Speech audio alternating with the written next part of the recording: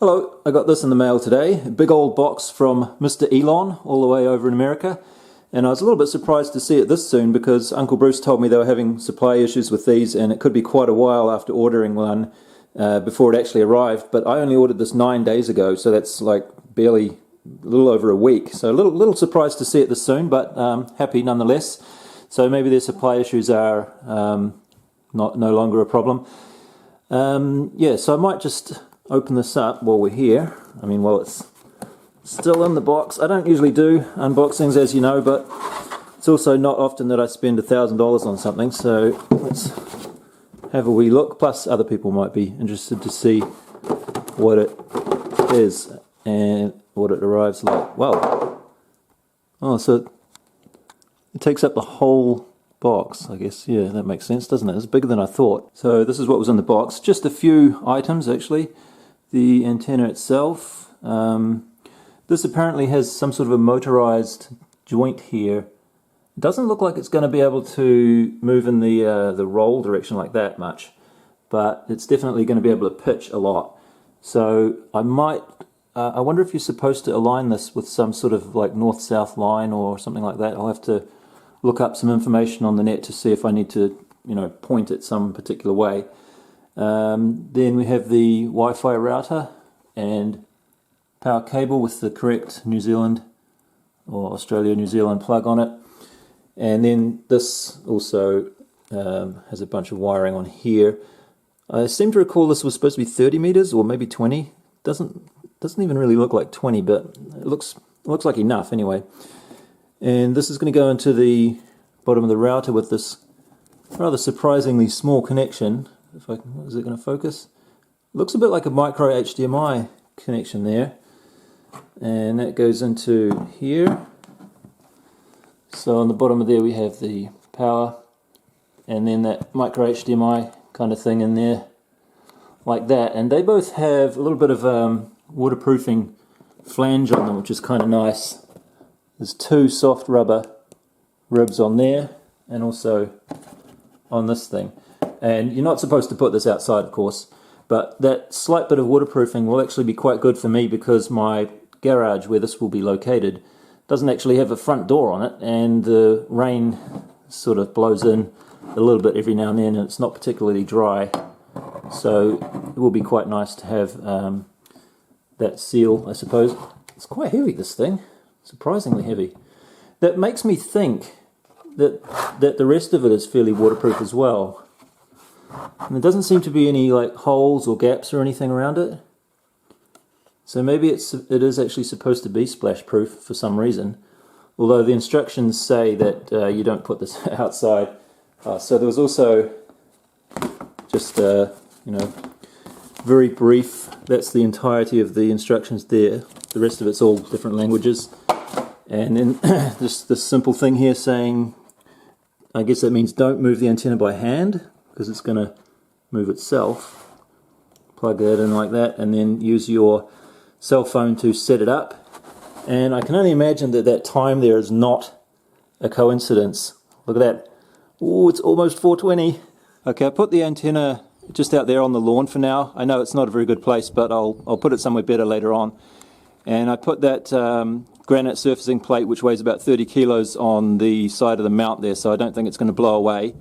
It's not a very good day, unfortunately. It's going to rain any minute, I think. I didn't see anything in the app here regarding like aligning it north to south or anything like that, so I'm just going to do what it says here. The next step is to plug it in and turn it on. I don't see any lights on the router. Is there a switch on here I need to do? No lights anywhere. What? Oh yeah, okay.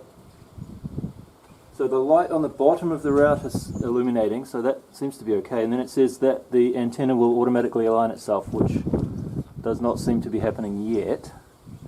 Let's just wait a little bit.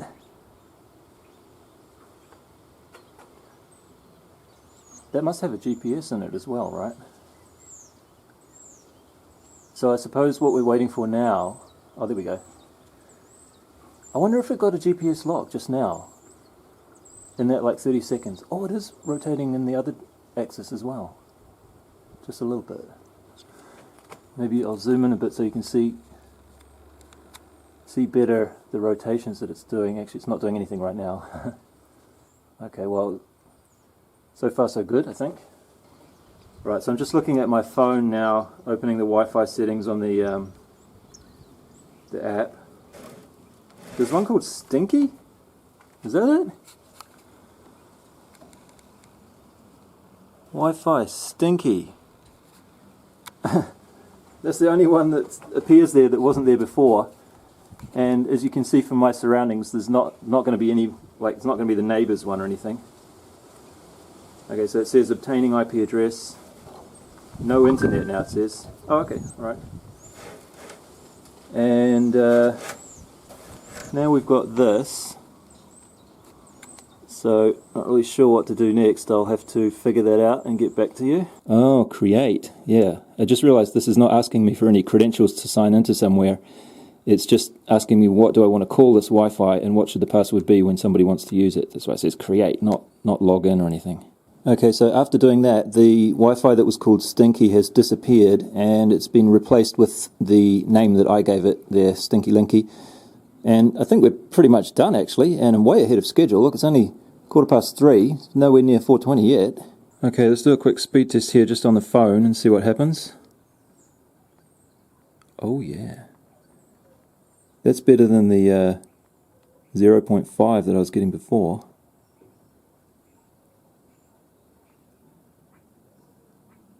Uploads actually not that fast. I mean, it's way better than I had before. So yeah, so before typically my download speed in the daytime, not on a weekday, not on the weekend, would be somewhere around 1 to 3. So it's about 100 or 120 times faster almost. And then the upload was also about 1 to 3. On the link that I had before, strangely, both the speeds were about the same for some reason. Yeah, and I heard that the Starlink will get faster over the next 24 hours as it sort of gets used to where it is and tunes things or something like that. So I'll try this again, let's say about this time tomorrow, and see if that's true. And I'll also try every now and then over the next 24 hours and see what is the highest speeds I can see from this speed test thing. By the way, this is the system that I've been using until now. Not really sure what frequency that is. It's actually dual band. I think there's 2 different types of antennas in there. Yagi antennas, obviously. And when I lived over in the last house that I lived at, which was a very flat area, flat as a billiard table really, this worked really well, and I was quite close to a cell tower as well, I think about 8 to 10 kilometers away, with a very clear line of sight, and I was getting about 40 megabits down and up. So I think that's probably the limits of the hardware itself. Since I moved here, unfortunately though, it's much more hilly, and the closest cell tower is like 15 kilometers away, and it's actually over the horizon due to all the hills and stuff. And for some reason, this antenna, even though it's pointing slightly towards the ground, like it's not pointing over that hill, like not even level, like it's pointing down below level, if you get what I mean. But that seems to be quite good, so I just left it there.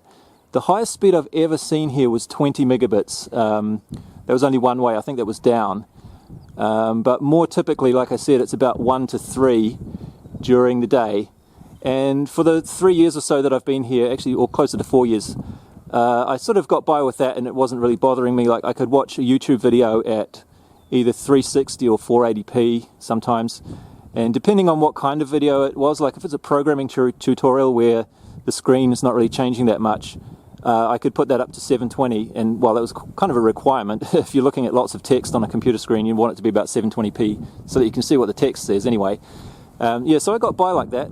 But in the last 4 or 5 months, I've noticed that particularly in the evenings, the speed just drops precipitously, like down to pretty much nothing really. I mean, it's still there.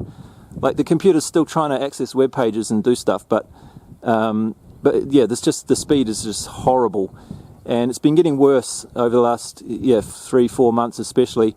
And I've noticed, especially in the last 3 or 4 weeks, it's the worst times are Friday, Saturday, and Sunday evenings, and I think it's when everybody's at home watching Netflix or whatever. And I contacted Farmside, which was the company that's providing this, about that. And basically they said, oh, there's just nothing they can do. That the tower that it's accessing is a stop cell tower, whatever that means. And so I don't know exactly what that means. They didn't seem to really have any way to do anything about it. But I think if they don't do something about that, that they're just not going to exist in a few years from now if Starlink keeps going the way it's going. Okay, so it's about 24 hours later now, and the position of the antenna hasn't moved much. I thought it might like readjust a little bit over time, but no, it's just sitting there. It's quite adamant that that is the correct position. It seems to be pointing almost directly due south, which is a little bit odd. I thought maybe it would choose something else, but maybe there's something good about that. And the weather has been pretty atrocious, raining all the time and some pretty strong winds. You know, just another August day in New Zealand. If you're ever going to come to New Zealand for a holiday, probably best not to come in winter, otherwise you're just going to get this miserable shit here. And as far as the speed results are concerned, they haven't really changed that much over that 24 hours. And the only place I've ever seen more than 100 megabits per second is right there where my phone is on top of the car. That's where I showed you yesterday, and got excited because I thought, oh, it's just going to be like that all the time. No.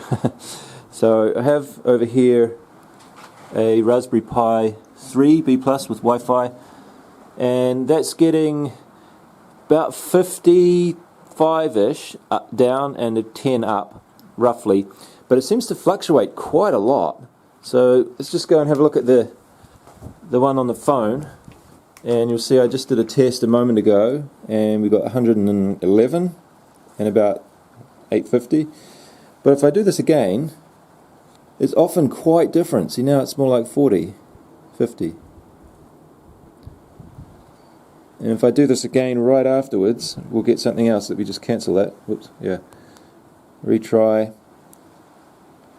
Now we got 80, 90. Stop it and try again. So I've seen it go from getting 90 to getting like 8 or 9 immediately afterwards. So we had 110-ish there, right? Try again. Whoa. Oh, okay. Of course, whoa, look at that. So as soon as I turn my camera on, it's going to prove me wrong, isn't it? Well, that's pretty good. Just do that all the time. Well, it seems to be pretty good and consistent now.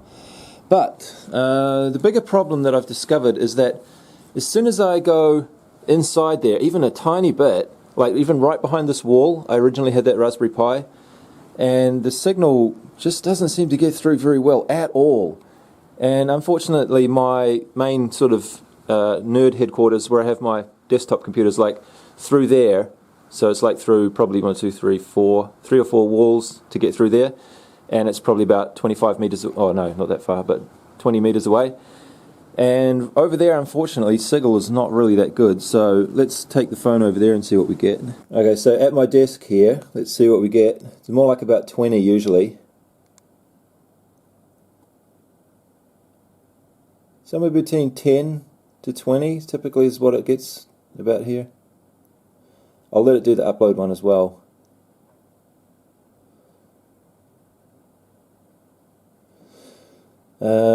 Yeah, so this, I guess you could just blame it on the phone being not powerful enough to get through the walls, perhaps. I'm not really sure. On my main desktop computer, which is the one that I really care about mostly, this is what I've been seeing typically, 20 and 10 roughly. Sometimes a little bit more, 22-ish. So that's enough to watch YouTube at 1440p actually, so that's nice. So I'm happy with that. It'd be nice if it was a bit faster when you're doing a large download. Like sometimes I want to download a new image of a Linux, like new Fedora, to try it out, and it's going to be like 800 meg or something like that. It'd be nice if that kind of thing would go a bit faster. That desktop is running on this Wi-Fi antenna, so it's not a laptop or anything, obviously, but it has a Wi-Fi sort of a thing in it that has an external antenna. So I've arranged that. It seems like vertical was better than horizontal. And the most I've seen here I think was 25, so I was kind of hoping it would be a bit better than that. Interestingly though, just over here we have, why is this going blurry? Maybe I've got rain on the screen from just before. Yeah, we have a iMac 2013. This is actually further away than the other one, but it's consistently giving me about 80 and roughly 10 or so over there. So I'm not sure why that one is doing so much better, but perhaps it's just due to the power output that that device has, because when it's communicating with the router it has to send acknowledgement packets, right? I think that's how it has to work for TCP. Why is it blurry? Sorry about the blurriness, but yeah, I'm sure you can read that. Yeah, so it's been up to about 85 on that one, so that's pretty good. So what I was planning to do with that Raspberry Pi was to set up a cron job to every 10 minutes test the speed.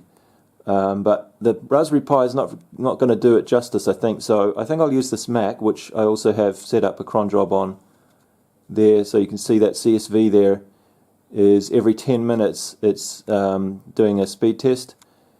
And I'll be able to use that CSV to make a nice little chart. And I think I'll leave this running for a week or so that we can see if anything changes over the week.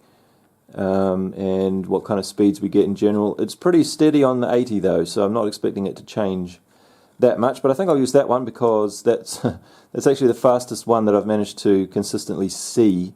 Alright, let's just have a little look at this app that it comes with. So it tells me that it's online, and we can check this visibility thing, and that will show a nice little 3D model of the antenna. And if there's any obstructions, it will show in red, presumably. It looks like it's all clear view for me. And you can rotate this around. And as I said before, it's pointing pretty much directly due south. This little 3D model in there seems to be reflecting the actual case. So presumably if you were somewhere else, it would be pointing in a different direction for you.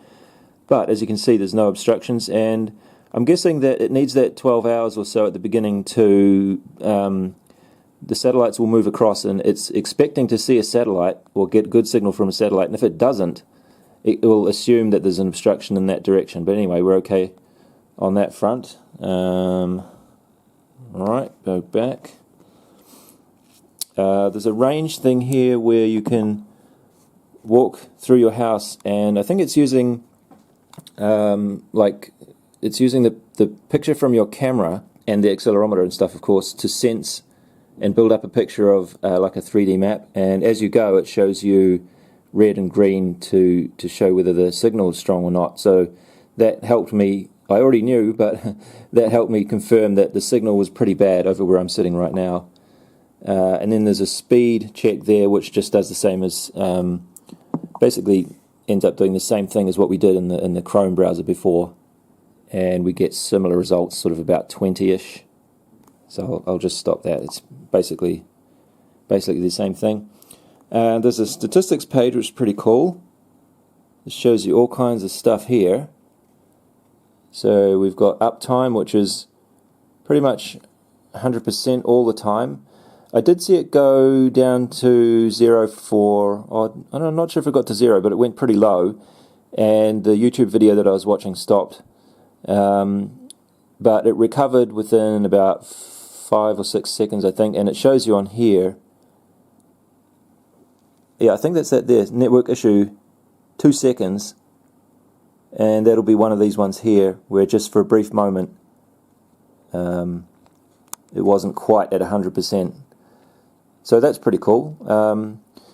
Maybe when the weather's even worse, that will go down, or the satellites are having problems. I'm surprised that it wasn't worse today with all that wind. I mean, the satellites must have been getting blown around quite a bit, but seems to be fine. Latency looks alright. I'm not too fussed about that, to be honest. I'm not going to be playing any fast Twitch FPS games or anything. Or maybe I will now that I have this. So what's my ping there? Looks like about... Yeah, maybe I should try that again. I played some PUBG a few years ago and it was just terrible. with my other connection, but anyway. Then we have just some upload and download speeds, so you can see where I've been doing some of those speed tests, and just a moment ago I did one there. And then there's some settings, but where's that? Settings. Not really a whole lot of settings you can fiddle with, so you can change the name of your connection and stuff. And it looks like it has a heater in it to melt snow, if that's a problem where you live. Not going to be a problem for me, I don't think. If you want to put it back in the box, you would use this to get it to rotate to the original position that it was in when it was in the box, because you're not supposed to grab hold of that and move it by hand, I think. Then there's a factory reset for the Wi-Fi, which says you just like turn it off and on quickly on about 2 to 3 second intervals, about as fast as you can probably manage to plug and unplug it and let it boot. But with the number of power cuts that we have here, I think that's probably going to happen on its own one day, because those power cuts can come on and off pretty fast. And then, oh, what's this? Advanced. I didn't see this before.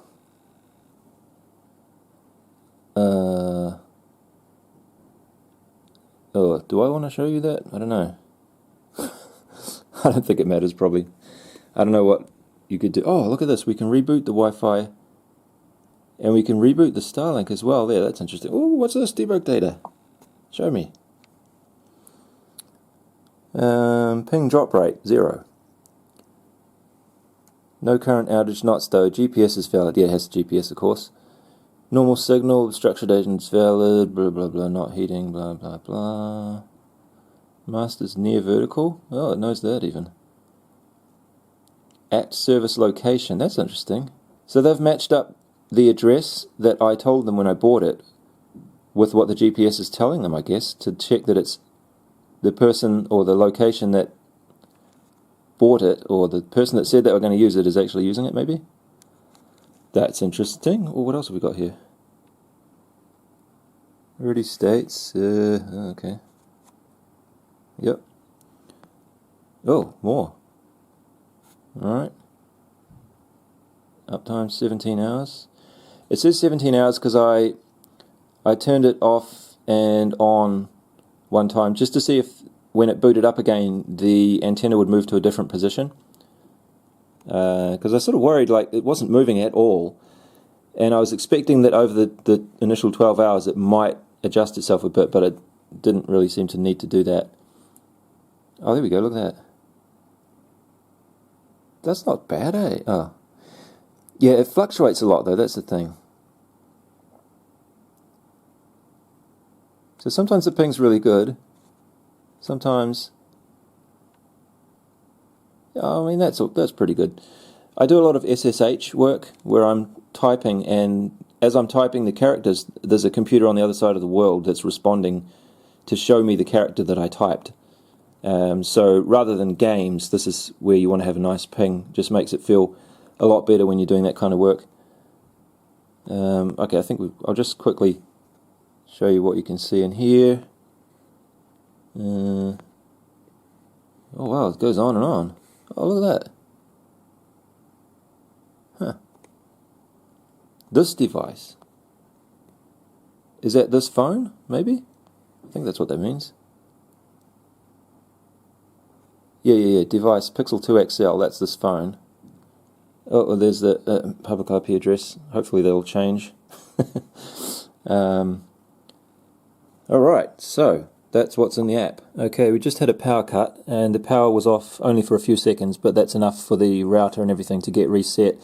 So I'll just show you how quickly it's able to get back up on its feet again, because other people living in situations like off-grid where your power is not very reliable might be interested to know how quickly things can get up and running again.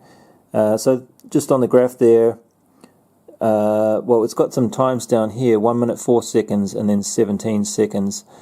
And I think that 17 seconds is the blue area at the first part where the graph goes down. And that's when the router is up and so my phone could talk to the router, but the satellite dish thing was not ready. And then the no signal received, 1 minute 4 seconds, that's when the satellite dish came back online. Just looking at the numbers at the bottom there, 245 and 250, that's 5 minutes, right? That looks like a little bit more than 1 minute, but it's probably less than 2 minutes.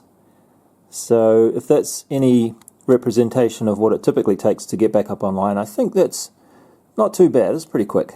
Okay, let's have a look at a couple of charts I made using that cron data. This is actually only of the old internet connection that I was using, the farm-side Vodafone 4G network. And I made this about 9 months ago, the first time this stop cell problem showed up. And if you look at the latter part of this chart, this is about 9 days total. You can kind of see the days actually, because it's sort of going up and down here, fluctuating nighttime and daytime. Yeah, but the latter side of this, the right-hand side, is what it used to be like all the time. And you can see that the download speed's averaging like about 4 or 5, and then upload speed's sort of probably averaging about 2. And that was what I was saying earlier, that was perfectly fine. Like I could watch YouTube sort of at lower resolutions, and that was okay, everything was fine. But then if you look at the first 3 days of this, that's when the stop cell problem happened. And I don't know why, but it sort of switches on and off like a switch. It doesn't phase in gradually. It's there or it's not. And yeah, the first day here, obviously, this is why I started to make this chart, because it was really bad. And you can see in the evening, this is probably about 7 to 10 p.m., somewhere around here, the download speed actually goes down to basically nothing. Like, it's so close to zero, so you might as well just call it zero. And it was just completely unusable. I couldn't do anything.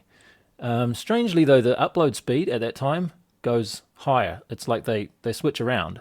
So it's nothing to do with atmospheric conditions or radio reception issues or anything like that. But generally, it's nothing to do with the radio hardware itself. Anyway, so that's why I wanted to change to Starlink. And like I say, this problem here has just been getting worse and worse and worse, to the point where it's almost pretty much every day in the last few weeks has been like that. So I just could not tolerate it anymore. Anyway, so this is the Starlink ones there, SLD and SLU, down and up. Those were taken from the iMac, and this is only about 4 days, so not quite a week, but there's enough data here to look at something. So yeah, you can see it's sort of averaging about 80, up to 100, almost 120 there for some reason. That was a good one. Looks like it's averaging, or dropping down a little bit over the last 24 hours or so for some reason. So maybe I should have done this a bit longer, but we'll see how it goes in the long run. And then upload speed, at least from that iMac, it looks like it's averaging about 20. But what's nice about this is there's no fluctuations depending on time of day.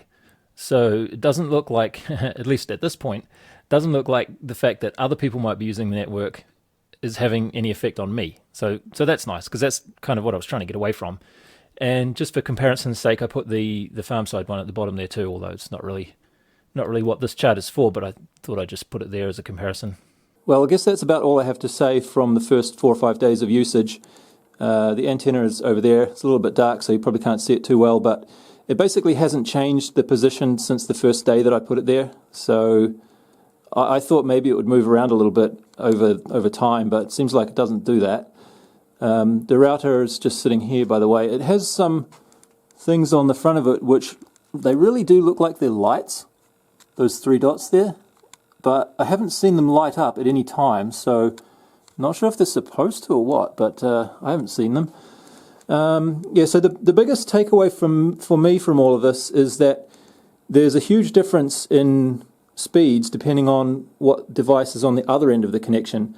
So I thought I'd bring a bunch of things out here, at least the ones that are conveniently portable, and I'd give them all a fair shot at being right next to the router there and see how fast they would go. And also over here we have my other router, this different kind of router there, but that also has access to the internet, and you can see over there I ran that just before, and it's getting about 60 and 18, so that's not too bad, especially considering that it's using a USB dongle down there. It's a little bit dark, but I bought that a few years ago on Trade Me, and it was really cheap. It was like $12 or something. And I was completely expecting just to throw it in the trash because probably wasn't going to work, is what I thought. But it turned out to be really quite good, so surprised about that. And then we have the Raspberry Pi over there, which was getting 55 down and about 10 up. And then if we look over here, in approximate order of modernity, we have Windows laptop, that's a Hewlett-Packard 8460 or something like that, running Windows 7, and that's getting 55 and 20 or so. And then we have an iPad 2, which unfortunately, the way Apple runs their software updates and everything, this iPad 2 is pretty much completely useless now. I can't even watch YouTube on it, if you can believe that. But it does connect to the network at least, and I can do... This is probably the last thing I'll ever do on it, to be honest.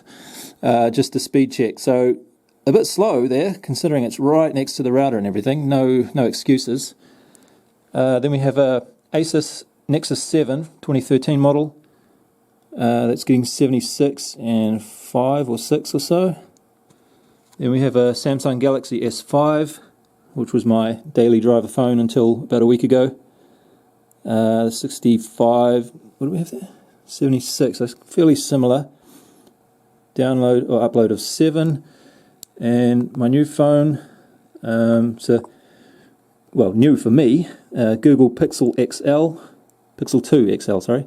So this is also around 70, a bit better upload speed there. And look at this over here. This is my work phone. I did not pay for this one because I really hate Apple stuff, to be honest. So yeah, my boss paid for this, so that's fine. But yeah, 267 down, but a measly 6 up. And I tried this a few times. Let's see if we can try it again. So it's usually well over 200 on the download. And then the upload is completely different. And also, okay. This always happens, eh? I turn the camera on and I get a different result to what I was trying to show you.